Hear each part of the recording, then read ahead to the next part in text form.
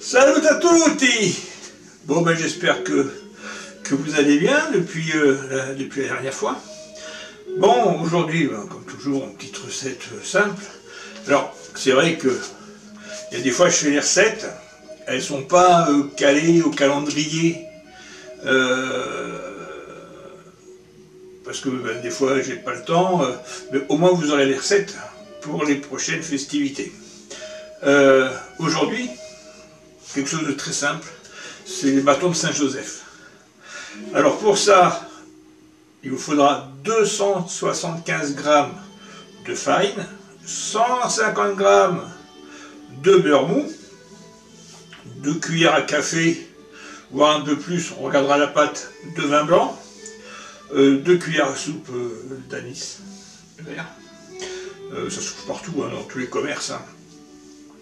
50 g d'amandes émondées, alors ça vous les prenez entières, vous les concassez, ça vous prenez des amandes effilées, ça marche très bien aussi, 70 g de sucre en poudre, et une pincée de sel. Voilà, pas plus. Donc, moi tout est préparé. Donc j'ai mon beurre, hop, j'ai mes amandes, j'ai mon sucre, le vin.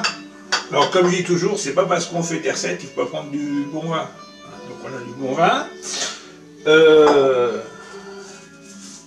Ma petite boîte avec mon anis. Donc voilà.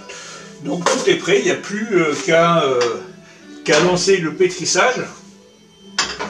Vous allez voir, c'est pas quelque chose de compliqué. Donc, comme toujours, je déplace tout. Alors je couperai à chaque fois le robot, sinon vous n'allez pas m'entendre. Donc voilà quoi. C'est parti. Bon, donc j'ai mes 275 g de farine dans mon robot. Donc là, hop, on va prendre une petite cuillère. Hop, mon beurre mou. Alors je le sais, voilà, je mets pas la plaquette, ça sera plus facile comme ça pour l'incorporation. Voilà. Et comme on dit, on va légèrement sabler notre farine. Vous allez voir, c'est encore une recette, mais alors une facilité déconcertante. Et donc on fait bien sûr pour la Saint-Benoît. Hop, allez, 2 derniers morceaux. Et donc, hop, on racle bien parce qu'il faut, hein, on va rien perdre, hein. Donc, hop, voilà, bon, allez. Donc, ma petite pincée de sel, faut toujours y penser. Hop, voilà. Et on met en route. Donc, voilà.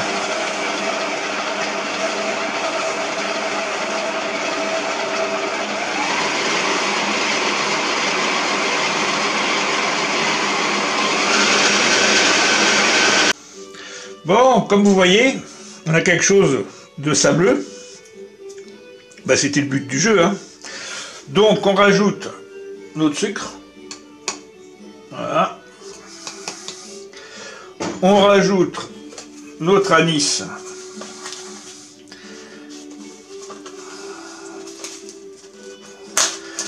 Voilà, quand ça veut pas.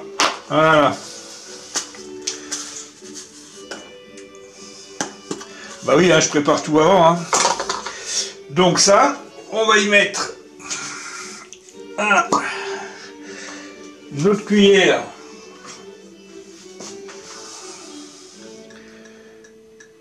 une et deux. Voilà, et c'est reparti, on repétrit.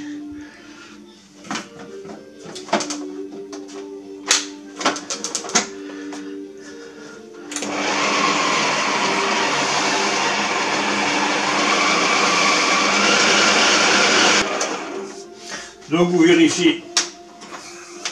Il faut savoir si votre pâte, vous voyez, Voilà, on peut l'agglomérer. Là, vous voyez, elle est impeccable. Donc, une fois qu'on en est là, mais il manque quelque chose. Hop, je rémiette. Hein. Mais il nous manque les amandes. Hop, vous voyez, les amandes. Donc, je rajoute, voilà, les amandes. Et c'est reparti.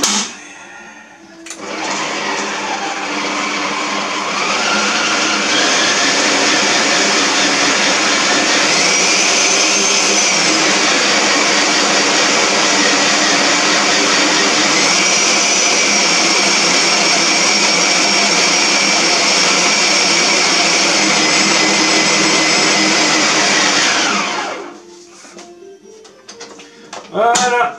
Vous voyez, quand je dis que c'est pas compliqué. Donc, maintenant que ça c'est fait, vous avez bien compris qu'il y avait quand même pas mal de beurre. Donc là, si je la travaille de suite, ma pâte, le beurre, il a pris un peu le chaud là quand même. Donc, ce que je vais faire, je vais mettre ça au frigo. Et puis on se retrouve dans une demi-heure, 3/4 d'heure. Ah oui, je me suis dit, voilà, vous voyez bien. Hein, donc là, j'ai pas encore tout raclé. Mais voilà, c'est pas plus compliqué que ça. Bon, me revoilà les amis. Donc, mettez votre four en préchauffage à 200 degrés.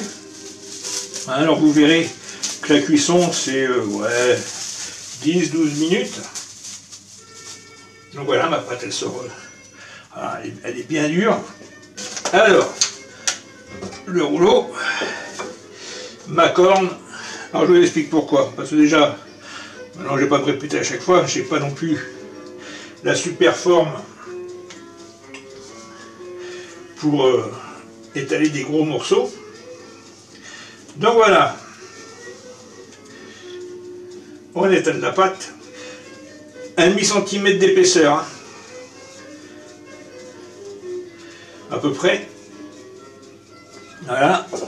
Donc moi je me suis fait un petit gabarit. Alors le petit gabarit, ça sert à quoi? Tout simplement, c'est que à peu près 3 cm de large, voilà, et 8 cm de long. Logiquement, c'est la taille. Hop, voilà.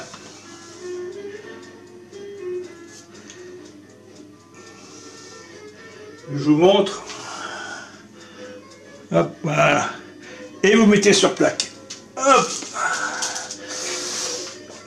Vous voyez, pas quelque chose de compliqué, hein. Bon les amis, comme vous voyez, voilà, la plaque est prête.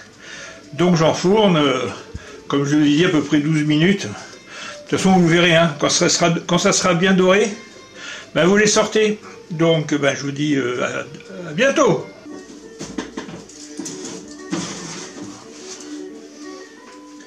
Bon les amis, voilà, c'est cuit. Alors, laissez-les refroidir sur plaque, hein, avant de les mettre dans une petite assiette pour vos convives. Hein, c'est ce que je vous conseillerais. Donc, on se retrouve tout à l'heure, une fois que je les aurai desservis. Allez, à tout à l'heure. Voilà les amis, c'est fait. Voilà, ça avec un bon petit vin blanc doux, je peux vous dire que c'est génial. Bon, mes amis, voilà encore une petite recette de fête. Donc, voilà, le bâton de Saint-Joseph. Comme je vous disais, hein, pas compliqué à faire. Donc, chez nous en Corse, le mois de mars, c'est le mois de Saint-Joseph, et puis le 1er mai. Parce que ce continent, ça fait du travail, mais voilà, Joseph, en tant que charpentier, on le fête aussi le 1er mai. Donc voilà, vous savez tout. Je vous donne rendez-vous prochainement, j'espère avec une meilleure voix.